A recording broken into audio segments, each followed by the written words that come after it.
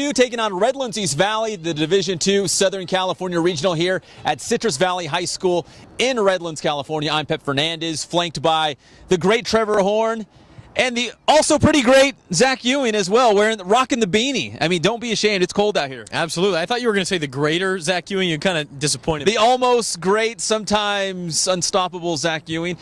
Guys, this is a big one for Ridgeview and Redlands East Valley. Both teams making their first appearance in the state playoffs. We've got 2.5 hours to fill, but right off the bat, we'll start with Zach over here. What do you see as the keys in this matchup, Zach? I mean, it's a high-level matchup between two high-level teams who both think they're going to come in here and win. You have a 12-1 against a 13-1. So you start to look at the little things, who makes more mistakes, who can play the game they want to play. If that's Ridgeview, that means running the ball a lot. And so if you're Rev, that means stopping the run and then being able to spread the ball around on offense and get your playmakers involved. So to me, it's more about the little things, the special teams, the field position, and then who can exert what they want to do more.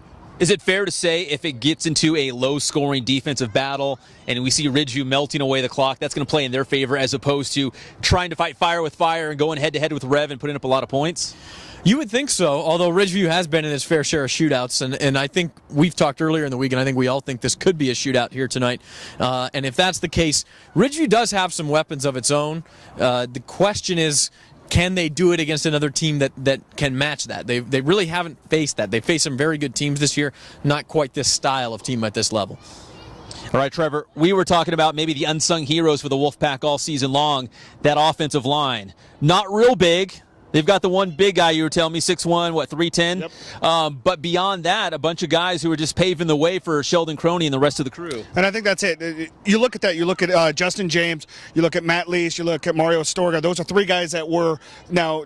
Justin James is a 3-year starter for them on the offensive line. The other two started at some point their senior year, and their center, Fernando, he's a 2-year starter and is only a junior. So you're looking at a lot of experience and a lot of cohesion on that offensive line, and I think that they had the attitude to match it too, that they understand that what they do in the trenches has made Sheldon Croney once again this year. Obviously, what he did the last 2 years at Garces obviously showed that he was a feature back before he even showed up on campus back at his home school of Ridgeview. But they've got talent. They've got Jamar Moya. They've got Lawrence White. They've got Darius Smith. They've got Jacob Lopez. They've got a bunch of weapons that they can use, and they will use over and over and over again. So like Zach said, I think the biggest thing for the game tonight is my thing is that if I see Ridgeview kind of smack him in the mouth early on and get that tempo of the offense that they want, maybe it will set the tone for the Wolfpack early on and maybe combat that big, balanced offense that Rev does have. Now, the Wolfpack has enjoyed some great seasons the past couple of years. With the addition of Sheldon Croney, how much better are they this year? I mean, obviously CIF champions in Division II after defeating Dinuba 16-14, but how much better has the Wolfpack been this year with the addition of Croney? What the addition of Croney has done is obviously it brings them a feature back that is by far the best by numbers running back in Kern County this season. But what it's also done is it's relieved Jamar Moya to be able to be a little bit more of a feature athlete. It's made Jacob Lopez more concentrated as a linebacker. Darius Smith has now kind of been able to find his area in all different, in the return game, on defense, in the run game, in the pass game. So it's taken that pressure off of those guys to be the feature back and given them a little bit more of a light to make an impact in different areas rather than just the run game like we saw last year. All right, Trevor. So both of you guys, you just made the trip over the Grapevine, down here to Redlands. No traffic, probably 2.5 to 3 hours. Zach, do you think the trip down here will play a factor at all? Obviously, this is a longer trip than you'd normally have, maybe going up to Fresno or Clovis or any of those schools up in the valley. Coming down here to Redlands, maybe fighting through some traffic, just getting down here for a 7:30 game. I mean, do you think the travel will have any effect for the Wolfpack tonight? And it's a Saturday game, too, which is different for them. Could it have an impact? Yes, it could. Will it? Kind of remains to be seen. This Ridgeview team seems to be a pretty relaxed, kind of loosey-goosey bunch. Doesn't let too much affect them. They've been in a lot of different types of games and had success in them.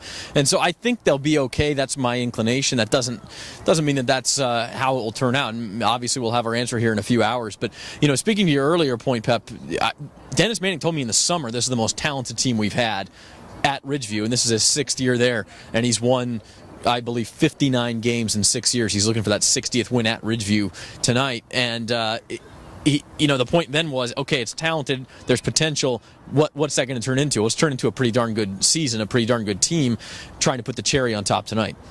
Now, we talked about this a little bit on my Fox Sports radio show earlier on Saturday about the fact that the Wolfpack, I guess if you're going to pick an underdog in this game, it would be Ridgeview in this case. Do they embrace that role of being, hey, you know what, we've got nothing to lose. We're the road team. The other team, Redlands Valley, is the favorite. Go out there, let it all hang out? If I know Dennis Manning, he's playing that up. That's for sure, and I'll repeat the point I said on your radio show, that the best games Ridgeview's played this year against Liberty, they were the underdog. Really, in the season opener against Frontier, which turned out to be a 6-6 team, we all sort of thought Frontier was the favorite in that game, Trevor. I mean, we picked it that way, and I think Ridgeview kind of felt that. They played a whale of a game that night against Bakersfield High, defending Division I state champions, obviously the underdog. Played a very good game. They lost that game, but it was very close. It came down to kind of a controversial, inadvertent whistle by the referees that could have turned the game. So really played a toss-up there. And then in the playoffs, as a favorite, Ridgeview played some good teams and beat them, but didn't look quite as good doing it. They weren't as polished. They weren't as explosive. So maybe it's a team that does play better as an underdog.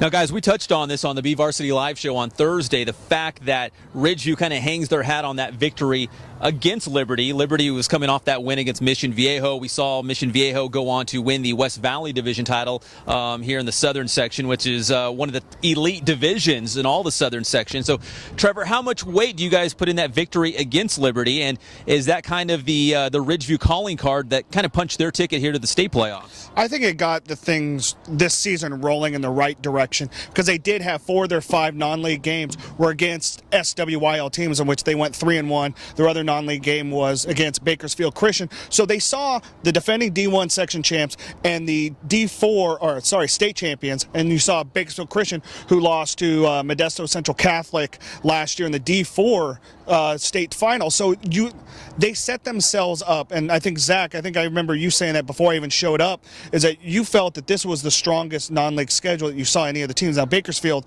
themselves had a great non-league schedule, but they set themselves up for the position to either be 0-5 going into league, 1-4, or if they're 4-1 and 5 or 5-0, like they finished off at 4-1 after that 28-20 loss to Bakersfield. You saw a team that had high confidence, and that is continued. They never had a game in league that was decided by 29 points or less.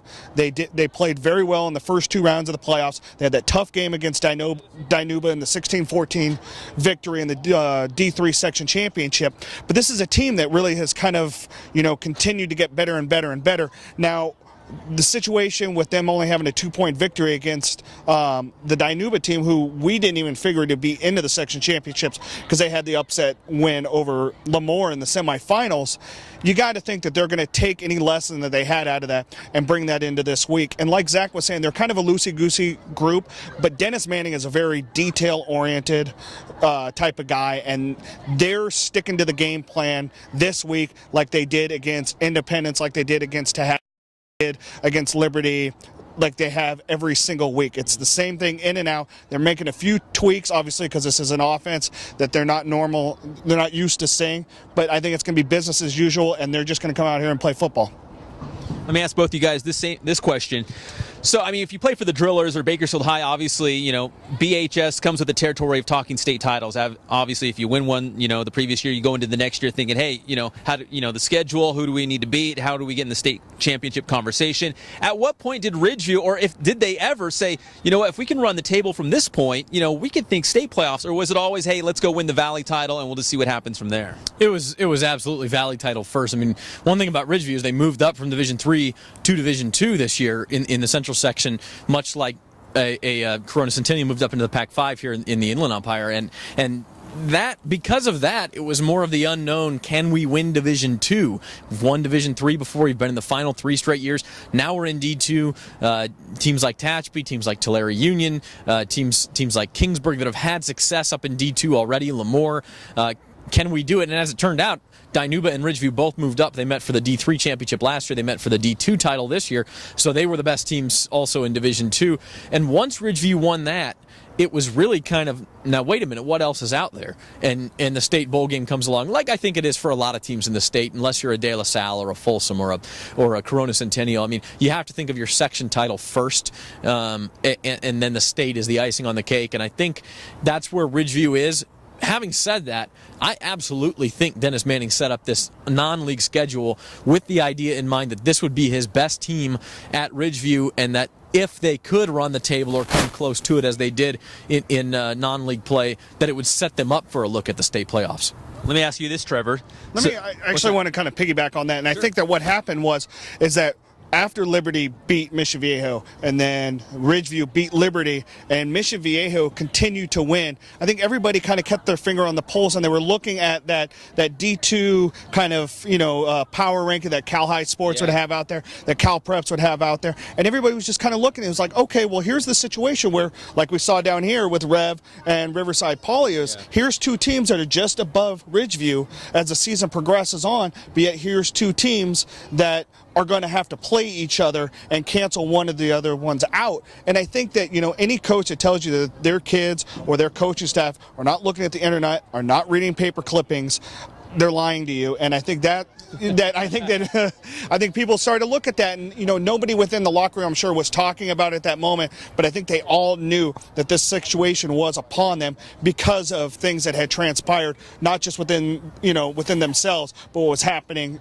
with other teams in the area and in the Southern California region. Well, how about for you? After Ridgeview beat the Emperors last Friday night, did you run back to the office and see what those other D2 schools were doing on that Friday night to see, or was, because I know after Redlands East Valley beat Riverside Poly, the conversation was, well, what's San Clemente doing? What did Ridgeview do tonight? Because they were wondering where this was all going to kind of fall out. I think we kind of knew that San Clemente, even though they were 14-0, that they weren't really that strong of a contender in this conversation because of the strength of schedule. Like Zach said, I think that non-league schedule that Ridgeview had kind of set them up for this, and it really does go back to two teams. That's Liberty and Mission Viejo, and I think that's what really kind of set this ball rolling for us to be able to have this game tonight here. Real quick, to that point, I disagree with that in that San Clemente was undefeated, and maybe they had one loss. I believe they did have one loss, but they were ranked below Ridgeview and Rev and Riverside Poly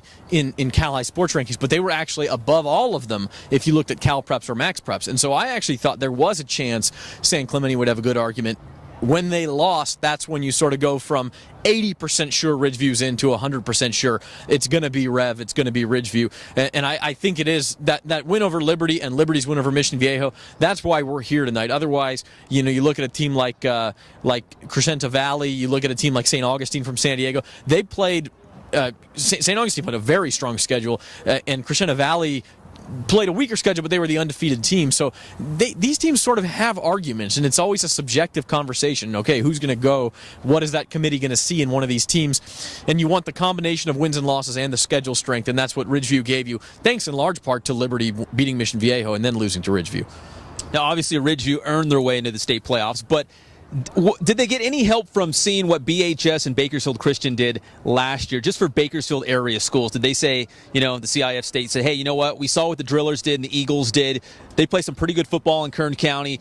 We could put Ridgeview in and feel pretty good about putting them in state playoffs? Yeah, I think there's no question about that Bakersfield's victory last year in the state bowl game did a lot of good for the central section as a whole.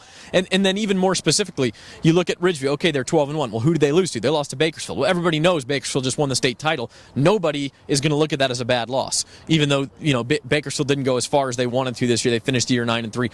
Nobody's going to say, that's a bad loss. That's the defending state champion. It's silly to say that. So I do think it helps Ridgeview, it helps the whole central section, and even specifically in this case, because that was the Wolfpack's loss, absolutely last year helps. And they beat the Eagles. They beat Bakersfield Christian. Well, I think the big thing, too, is that even though Bakersfield was 9-3, 2 losses to Liberty and 1 loss to Edison, and you're talking about the 2 teams that play for the central section D1 title last week, and then Edison, obviously, with the loss at Oceanside last night. So you're talking about a Bakersfield team that still had a great season, just had 3 losses to 2 quality teams, so you can't knock Ridgeview for that. And it was a game that they were definitely in from start to finish.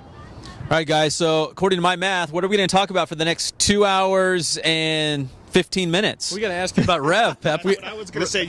Pep's got to be the star of the show the next segment. All right, when we come back here on BVarsity Live, we will talk about the Redlands East Valley Wildcats, and of course, we'll dive right back into the Ridgeview Wolfpack as well. For Zach, Trevor, and Pep, we'll be right back here on BVarsity Live.